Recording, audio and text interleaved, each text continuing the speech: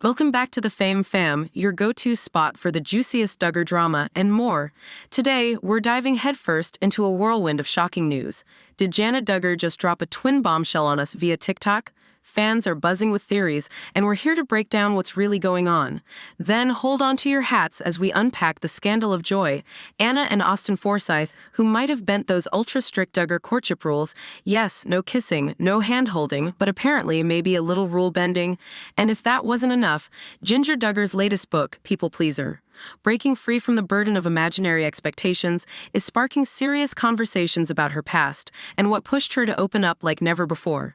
Plus, we've got an eyebrow-raising naming trend in the family.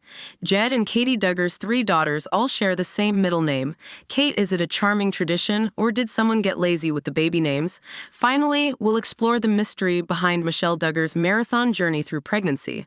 How does she manage to go through it over 20 times with what seems like unwavering gusto? Was it pure faith, biology, or something even more mysterious? Stick around as we break down all the drama, the surprises, and the controversies that are rocking the Duggar world.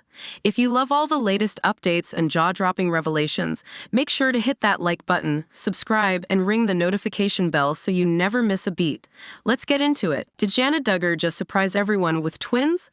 Fans were left completely baffled after a video surfaced on TikTok, leading to wild speculation that Jana had secretly welcomed not 1, but 2 babies. But hold on, before we start redoing our Duggar family tree, let's break down what really happened and why so many people got confused. Stick around because this one is hilarious. Now, let's get into the mystery of Jana Duggar's so-called twins. The confusion started when a video on TikTok showed several clips featuring newborn babies, and fans immediately jumped to the conclusion that Jana Duggar had secretly given birth to twins. The clips spread like wildfire, but hold on, Jana having twins? That would be a massive shock considering she just got married not too long ago. As the speculation grew, someone pointed out that these babies actually belonged to Jedediah, Jed and Katey Duggar, not Jana. In fact, these twins were born just 4 days before Jana's birthday, which is why she was seen visiting Arkansas around that time. However, the internet being the internet, things got even more chaotic when people started questioning who Kathy was. So, who's Kathy? Well, this is where things get even funnier. It turns out that Carlin Bates once misspelled Katie's name, accidentally calling her Kathy, and since then, Duggar fans have run with it as an inside joke. So no, Kathy isn't a secret Duggar wife, just a hilarious typo that refuses to die. To add to the mix-up, many people noticed that Jana's recent social media posts have been filled with older photos, leading some to believe they were current updates when, in reality, they were throwbacks. This isn't the first time the Duggar have shared old content, only for fans to misinterpret it as new. And with all the cryptic captions and Duggar-style social media habits, it's no surprise that people started doing the math in their heads, trying to figure out if Jana could have had twins in such a short time. Of course, the reality is simple. Jana Duggar does not have twins. She was just visiting her brother Jed and sister-in-law Katey, who recently welcomed their babies. But it seems that any time a Duggar woman holds a baby, the internet immediately assumes she must have given birth herself. So, there you have it.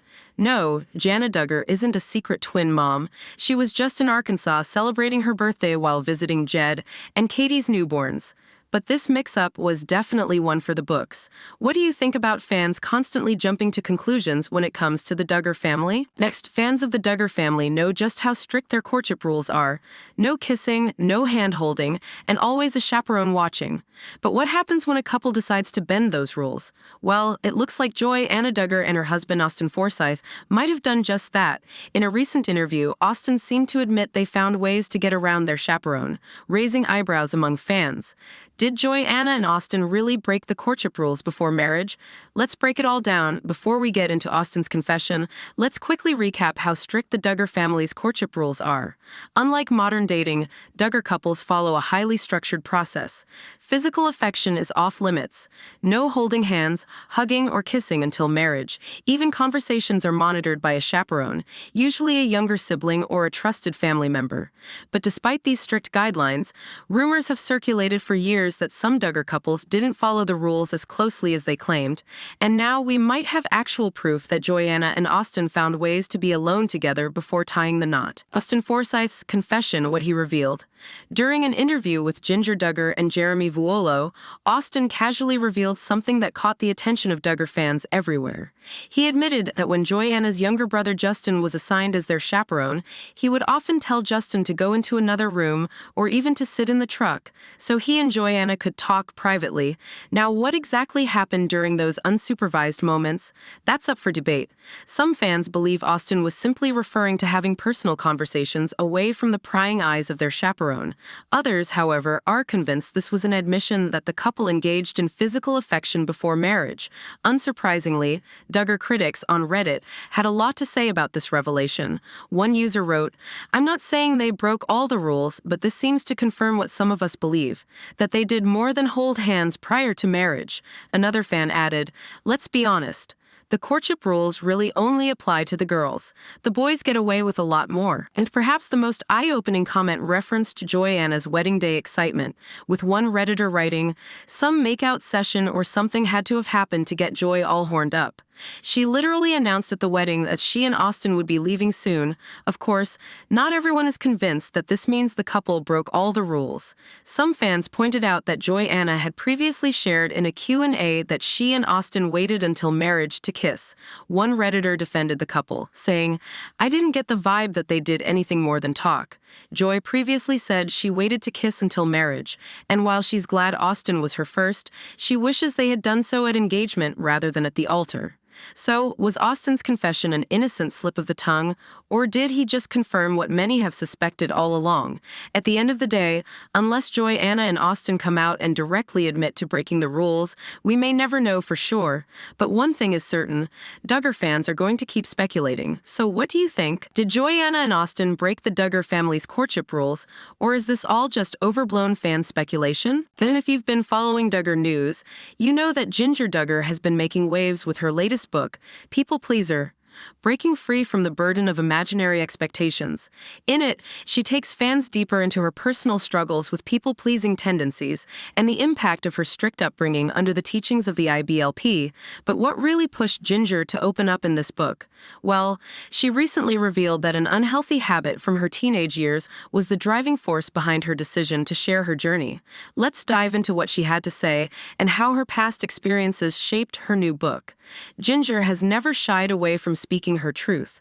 Since stepping away from the rigid teachings of the Institute in Basic Life Principles, IBLP, she has been vocal about her journey to finding personal faith and healing from the toxic expectations placed upon her as a Duggar daughter.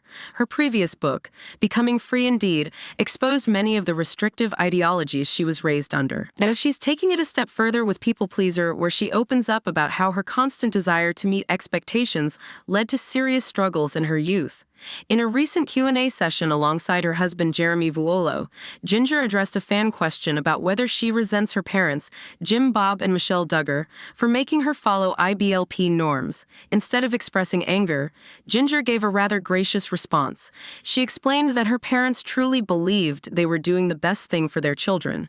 The IBLP teachings were marketed as a way to ensure a successful life, and in Jim Bob and Michelle's eyes, they were simply trying to secure a good future for their kids.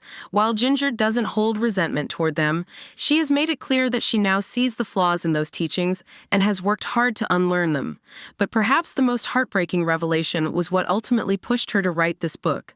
Jinger recalled that as a teenager, she became obsessed with the idea of not gaining weight. She feared that people would perceive her as fat, and that thought alone led her down a path of unhealthy eating habits. She was constantly worried about how others saw her and placed their opinions above her own well-being.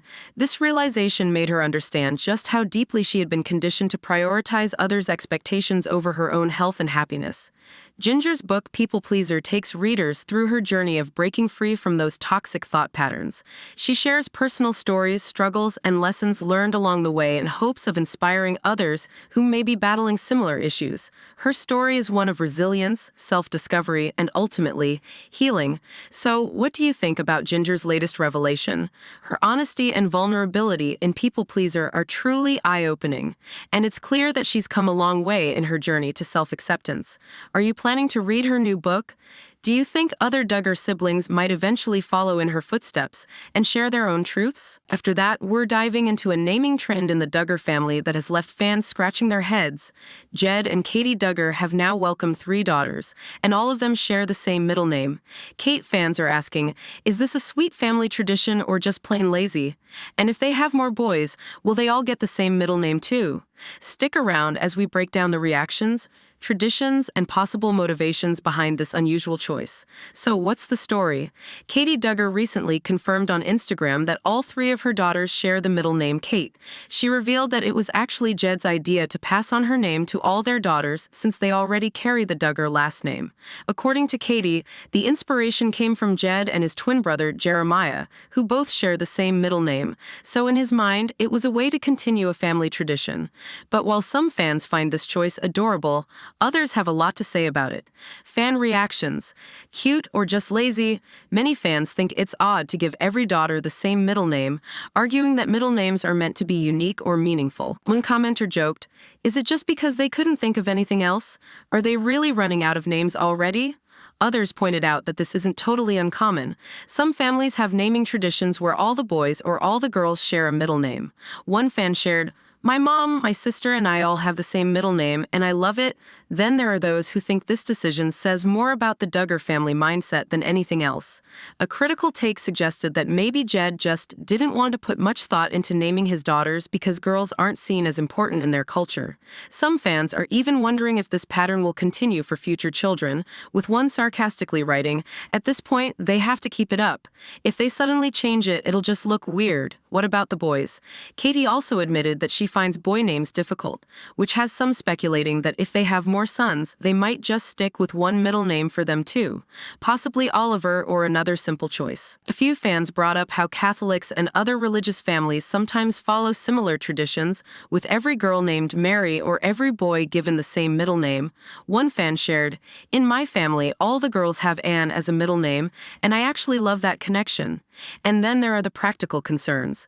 A few viewers pointed out that giving multiple kids the same initials could cause confusion, especially for things like mail, paperwork, and personal records. One person recalled, "I knew sisters who kept accidentally opening each other's mail for years because they had the same initials." But for the Duggar, who live in a more sheltered environment, this might not be much of an issue. Bigger picture, are they aiming for the TTH?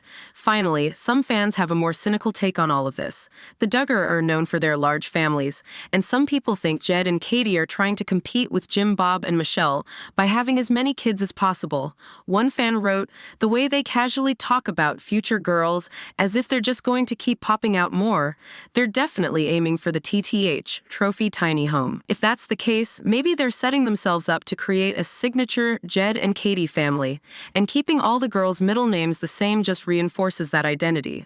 So, what do you think?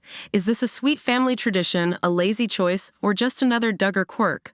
Would you want to share a middle name with all your siblings?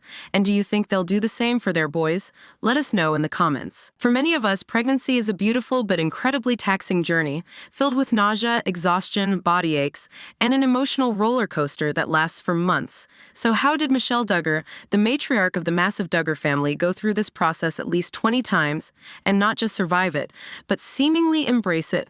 Was it faith, biology, or something much darker?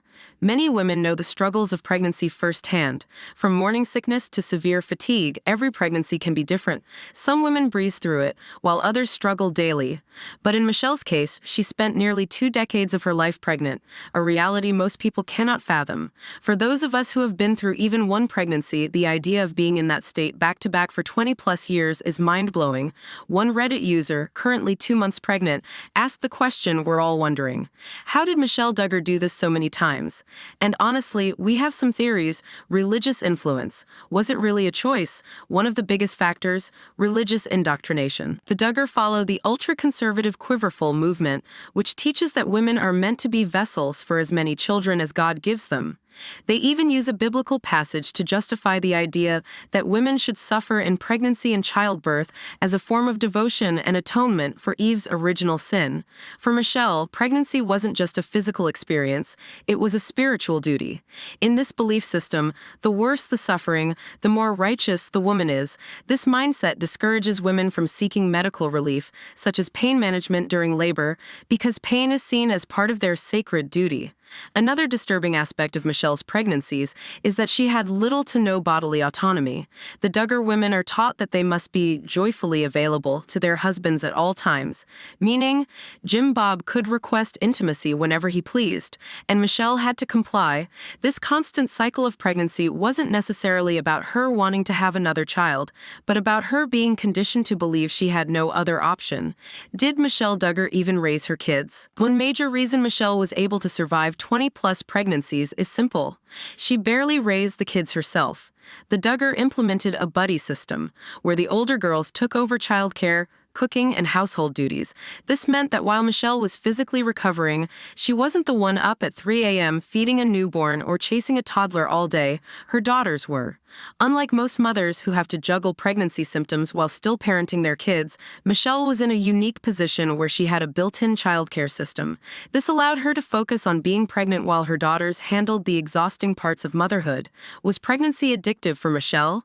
Interestingly, some people speculate that Michelle may have actually enjoyed being pregnant, not just for religious reasons, but because of the way pregnancy hormones affect some women. Some mothers report feeling euphoric while pregnant, experiencing higher energy levels, glowing skin, and fewer mental health struggles. Could Michelle have been one of these women? There's also the fact that pregnancy gave Michelle constant attention and validation from her community. In fundamentalist circles, being pregnant is seen as the ultimate sign of a woman's success. It's the only time women in this cult get praise and special treatment. Could this have played a role in why Michelle kept having baby after baby? But despite all this, Michelle paid a price. Decades of pregnancy take a major toll on the body, from nutritional depletion to pelvic floor damage. And let's not forget, Michelle nearly died during her last pregnancy due to severe preeclampsia and an emergency C-section. It's likely that her body was simply worn out from carrying so many children. So, how did Michelle Duggar do this so many times? A mix of religious indoctrination, a built-in childcare system, a possible pregnancy high, and the belief that suffering is part of a woman's duty. While Michelle may still defend her choices, it's clear that her experience was anything but normal. And for many of us watching from the outside, the question still lingers: was this truly her choice, or was she simply conditioned to believe it was? What do you think? Could you imagine going through pregnancy 20-plus times? Let us know in the comments, and don't forget to subscribe to The Fame for more deep dives into the Duggar family world.